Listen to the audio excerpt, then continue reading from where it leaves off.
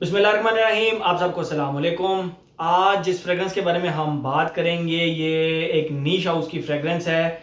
House का नाम है नासोमातो और फ्रेगरेंस का नाम है ब्राउंदा। ठीक है, ये रहा इसका एक्सटर्नल बॉक्स, ये इसका इंटरनल बॉक्स। इसके बॉक्स में यहाँ पे बॉटल पड़ी होती है कुछ इस तरह से, मतलब अंदर फिक्स हुई पड़ी होती है और यहाँ पे इसका छोटा ढक्कन पड़ा होता है। ये मैं आपको दिखाता हूँ। बहरहाल ये इसका बॉक्स हो गया, मैं आप लोगों को दिखा भी देता हूँ। कुछ इस तरह पड़ी होती है, ठीक है।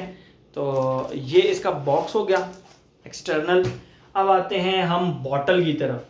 ये रही इसकी बॉटल, ये ब्राउंदा लिखा हुआ है, ऊपर नासोमातो लिखा हुआ है। उसके बाद ये इसका ढक्कन बड़ा ज़बरदस्त इस तरह लगता है जैसे रबड़ का ढक्कन है। कॉक कॉक का मतलब कॉक है, ये बड़ा लाइट वेट है काफ़ी ज़्यादा। बहरहाल इसके साथ ये ढक्कन है छोटा ब्लैक, क्योंकि ये 30 ml की बोतल है, 30 मिलीलीटर की, और एक्सट्रेट द परफॉर्म है, तो इसके ऊपर ये ढक्कन लगा के आप इसको कैरी कर सकते हैं। बहरहाल अगर आपने अपनी कलेक्शन में रखना है तो कलेक्शन में रखने के लिए आपको फिर ये वाला इसके ऊपर ढक्कन लगाना पड़ेगा। ये बहुत ज़्यादा प्यारा लगता है इसके ऊपर आपकी कलेक्शन में अगर ये पड़ा हुआ हो। बहरहाल ये तो हो गई इसकी प्रेजेंटेशन। यहाँ पे मैं आप लोगों को दिखा भी देता हूँ। ये ब्राउंदा लिखा हुआ है, ये नासोमातो लिखा हुआ है, extrait de parfum 30 ml 1 fluid ounce. तो ये इसका टोटल सिंपलिस्टिक सी बॉटल है और बाकी आप ये देख सकते हैं। अब आते हैं इसकी फ्रेगरेंस की तरफ। काफ़ी अरसे से ये फ्रेगरेंस मेरे पास पड़ी हुई है, काफ़ी अरसे से, और मैंने एक दफ़ा लगाई और मुझ में फिर हिम्मत नहीं हुई कि मैं जो है ना वो इसके ऊपर रिव्यू बनाऊं। लेकिन एक दफ़ा लगाने से पहले मतलब मैंने ना इसको बड़ा अरसा रखी रखा कि यार लगाऊं ना लगाऊं, लगाऊं ना लगाऊं। फिर जब एक दफ़ा लगाया तो मेरे अंदर हिम्मत पैदा हुई कि नहीं यार, रिव्यू बनाना बनता है। खुशबू बड़ी आर्टिस्टिक सी एक खुशबू है। लेकिन मैं आप लोगों को सबसे पहले अपना एक पॉइंट ऑफ व्यू शेयर करता चलूं।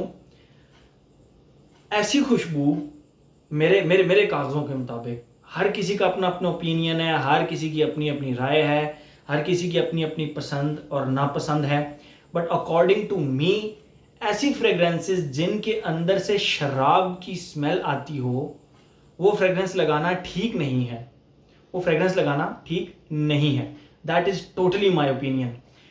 आई नो कि जो शराब का नोट होता है वो शराब नहीं डाली हुई होती इसके अंदर, वो मुख्तलिफ इंग्रेडिएंट्स को मिलाकर, लेट्स सपोज मैं एक एग्जांपल देता हूँ, ज़ीरा ले लिया, चीनी ले ली, पाइनएप्पल ले लिया, एप्पल ले लिया, मैं एक एग्जांपल दे रहा हूँ। इनको मिक्स करके इन्होंने शराब का एक नोट क्रिएट कर दिया। बट वो जो नोट है ना वो हवा के अंदर तो शराब की स्मेल होगी ना। तो ऐसी खुशबू जो शराब की स्मेल हो, आप लोग खुद सोचें, आप वो लगाकर मस्जिद जा सकते हैं?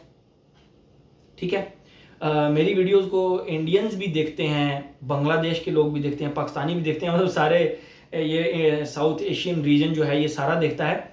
तो मेरे ख्याल में इंडियंस जो मतलब अपने वो प्लेसेस पे जाते हैं, इबादत वाली जगह पे जाते हैं, और वहाँ पर वो इस तरह की खुशबू नहीं लगा कर जा सकेंगे। बांग्लादेश में मोस्टली मुस्लिम्स रहते हैं, वो ऐसी खुशबू लगाकर मस्जिद नहीं जा सकेंगे। पाकिस्तान में ऐसे मतलब ऐसी फ्रेगरेंस जिससे शराब की स्मेल आए वो लगाकर मस्जिद नहीं जा सकते, ठीक है।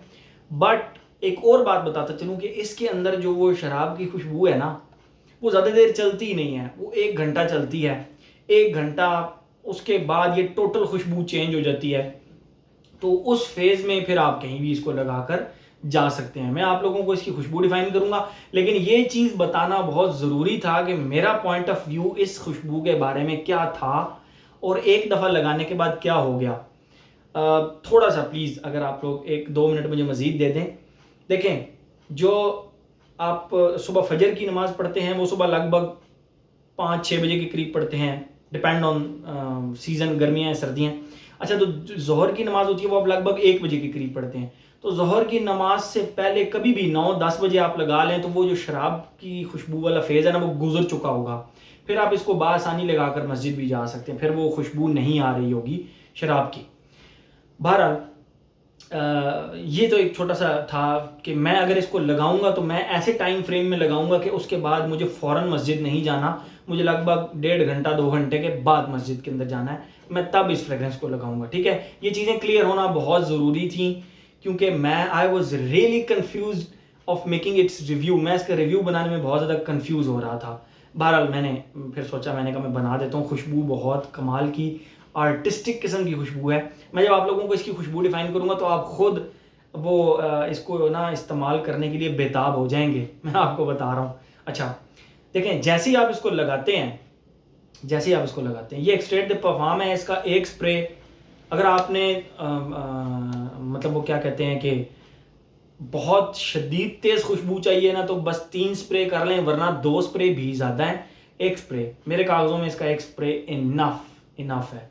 अपनी अपनी चॉइस की बात है। मुझे एक स्प्रे ने खुश किया, तसल्ली रही मुझे पूरा दिन। ओके, तो बहरहाल इसकी जो खुशबू है, देखें जैसे ही आप इसको लगाते हैं, पाकिस्तान में ना आबे जो के टिन्स मिलते हैं, वो टिन्स आबे जो के, उसमें एक जिंजर फ्लेवर भी आता है, वो आप लोगों ने अगर देखे हो अभी मिलते होंगे, वो टिन्स होते हैं, आबे जो के टिन्स होते हैं। आप ऐसे कंसिडर करें जैसे लकड़ियों के ड्रम के अंदर, बहुत पुरानी वुडन ड्रम के अंदर वो आबे जो आपने डाल दिया है, और फिर उस ढक्कन को कर दिया है बंद, और लगभग 1 महीने बाद जब आप वो ढक्कन खोलेंगे ना, तो उसमें से आबे जो की भी खुशबू आ रही होगी, वो लिक्विड की। यानी आप कह लें कि जिस तरह आबे जो का लिक्विड, अब उसकी खुशबू मुझे बस उसी तरह की खुशबू है, लेकिन उसके साथ डीप डार्क वुड्स की भी खुशबू आ रही होगी, जो बेसिकली विस्की का एक नोट है।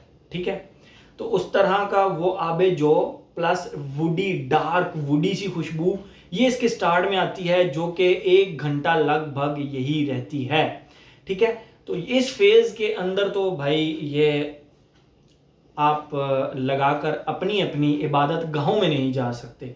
अब मैं तो नहीं जा सकता, एटलीस्ट मैं नहीं जा सकता। ओके, उस 1 घंटे के बाद ये खुशबू लेटरली चेंज होती है, और कैसी हो जाती है मैं आप लोगों को बताता हूँ। मेरा एक दोस्त, रात को, एक सर्दियों की रात थी, रात को 10 बजे उसकी मुझे कॉल आई, अदील किधर हो? मैंने कहा घर। अदील गेट रेडी, हम 10 मिनट में आपके घर के बाहर पहुंच रहे हैं, हमने एक गांव जाना है, पाकपतन उसका नाम है, प्योर गांव, मतलब पाकपतन का एक प्योर गांव, वहाँ पे हम गए।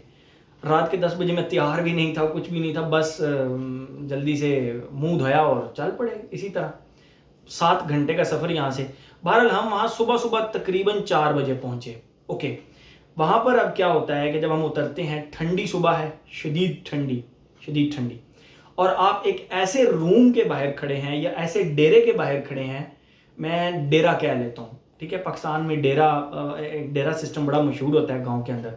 आप एक ऐसे डेरे के बाहर खड़े हैं जहाँ पे रात को मल्टीपल बुजुर्ग बैठे रहे हैं, और उन्होंने मल्टीपल हुक्के चिलम जला कर रखे हुए थे, और मीठे टोबैको वाले चिलम जला के रखे हुए थे। दरमियान में उन्होंने लकड़ियाँ भी जला कर रखी हुई थी, जिनकी राख की खुशबू अभी तक वहाँ पर मौजूद है। ओके, आप ठंडी सुबह में ऐसी जगह खड़े हैं जहाँ पे मट्टी है, अंदर टोबैको वाले हुक्के चलते रहे हैं, उस रूम में आग भी लगी रही है, और वो टोबैको जो था ना, वो गुड़ वाला टोबैको चलता रहा है पूरी रात, वो बैठ के गप्पे शप्पे लगाते रहे। अच्छा, आप खड़े हुए हैं, आपको मट्टी की खुशबू भी आ रही है, आपको उस टोबैको की खुशबू भी आ रही है, स्वीट टोबैको की, आपको उन चार जो वो डेरा सा है वहाँ पे हुक्के की धुएं की भी खुशबू आ रही है, वो लकड़ियाँ जो रात को जली हैं उनके धुएं की भी खुशबू आ रही है। तो आप ज़रा इमेजिन करें इस तरह का माहौल कि ठंडी सुबह में आपको ये सारी खुशबुएं आ रही हों, तो वो तमाम की तमाम खुशबुएं अगर आप एक जगह पे कैद करके रख लें, तो वो ये चीज़ बनती है नासो मातों का ब्राउंदा। यहाँ पर आकर इसकी खुशबू को सल्यूट करने का दिल करता है। ये लिटरली ऐसी ही खुशबू है। आप लोगों में से जो विलेज लाइफ गुजार चुके हैं, I am talking about Bangladesh, India, Pakistan, जो विलेज लाइफ गुजार चुके हैं, उनको बहुत अच्छे तरीके से पता होगा कि मिट्टी प्लस हुक्का प्लस वो गुड़ वाला टोबैको प्लस वो जो लकड़ियाँ रात को जलती रही हैं उसकी राख की खुशबू, इन सारों को अगर आप मेमोराइज कर सकें, सोच सकें, तो वो खुशबू है इसके अंदर। Very bold fragrance, not for everyone kind of fragrance, हर किसी के बस की बात नहीं है ये। ठीक है, तो ये इस किस्म की फ्रेगरेंस है। ये तो हो गई इसकी टोटल खुशबू, टोटल। सिर्फ एंड पे जाके हल्की सी स्वीट हो जाती है। स्वीट का मतलब किस तरह हो जाती है कि अब पता नहीं इसके नोट्स में वनीला है या नहीं है, लेकिन वनीला की तरह की थोड़ी सी स्वीट हो जाती है। या आप यूं कह लें कि जो गुड़ होता है ना, गुड़ चीनी वाला, वो टोबैको और गुड़ का जो कॉम्बिनेशन होता है, तो वो जो टोबैको गुड़ वाला होता है उसकी खुशबू बस 10 to 15% उसकी इंटेंसिटी रह जाती है, बाकी खुशबू वो प्रोजेक्ट जरूर करती है। तो उस तरह की खुशबू बिल्कुल एंड पे जाके आप कह लें कि 12वें घंटे के अंदर जाके वो खुशबू आपको आती है। ओके, ये तो थी इसकी खुशबू, ठीक है। और जिस तरह मैंने डिफाइन किया भाई, मैं कायम हूँ, इसी तरह की खुशबू इसके अंदर से आती है।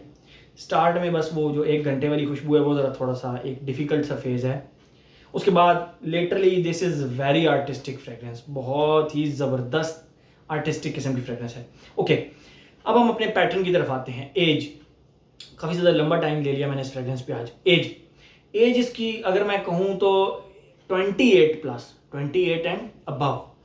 और पसंद, मैंने फिर पहले भी बताया कि हर किसी के मतलब की फ्रेगरेंस नहीं है। अगर आपको फ्रेगरेंसेस से इस्तेमाल करते हुए लगभग 5 साल से ज़्यादा हो चुके हैं और अब आप रेडी हैं किसी भी बोल्ड फ्रेगरेंस को डाइजेस्ट करने के लिए, तो फिर आप इसको लीजिएगा। आप अगर बिगिनर हैं और आपने स्टार्ट यहाँ से लिया, तो लिटरली आपको ये बहुत ज़्यादा तंग भी कर सकती है, बहुत ज़्यादा अजीब भी लग सकती है आपको, ठीक है। तो 28 एंड अबव की ब्रैकेट में लगा देता हूँ। 28 से ऊपर जहाँ तक मर्जी इसको ले जाएं, good to go for that. Okay, age हो गया। जेंडर, टोटल मेल भाई, फीमेल वाला सवाल ही पैदा नहीं होता। Total male, 110% male. अच्छा, longevity projection, extrait de parfum है, नासो मातो है, एक वेल रिप्यूटेड ब्रांड है। तो इसका जो लॉन्जेविटी है वो आपके फैब्रिक पे 24 आवर्स इजीली है फैब्रिक के ऊपर।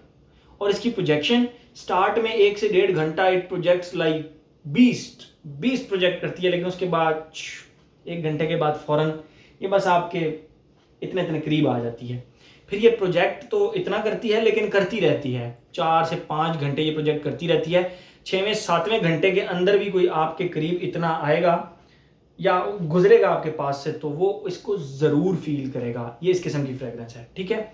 एज, जेंडर, लॉन्जेविटी प्रोजेक्शन,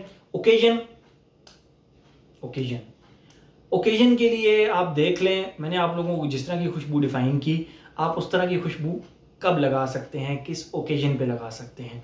लेकिन है ये बहुत ही आर्टिस्टिक किस्म की खुशबू। सोबर लोगों की महफिल में जा रहे हैं बैठने के लिए, तो ये लगा कर जाएं, आपका एक अच्छा इंप्रेशन जाएगा, एक अच्छा वो जाएगा आप लोगों का कि एक अच्छी खुशबू लगाई हुई है, एक आर्टिस्टिक सी खुशबू लगाई हुई है। अच्छा, मेरे ख्याल में हर एस्पेक्ट इसका हमने कवर कर लिया, वीडियो भी काफ़ी ज़्यादा लंबी हो गई। तो ये थी जी आज की हमारी नासो मातो की ब्राउन दा। Thank you so much.